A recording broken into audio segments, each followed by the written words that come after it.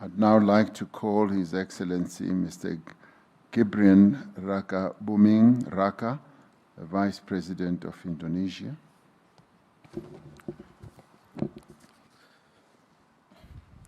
Your Excellency, President Ramaphosa, Excellencies, leaders of G20 countries, in many parts of the world, crises are intensifying. Global solidarity and decisive leadership are needed to address them.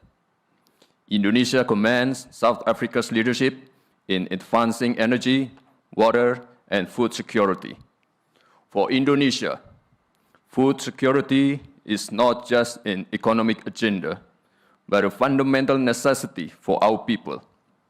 For that reason, the President of Indonesia is focusing on the food security and free nutritious meals for 80 million students and pregnant women as strategic investment. That promotes the use of local products, empowering farmers and livestock breeders, while expanding economic activity in many areas.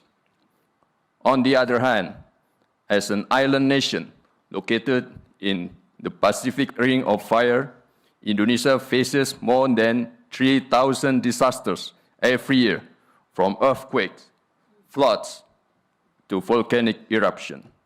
For Indonesia, resilience is not a slogan, it is a daily reality.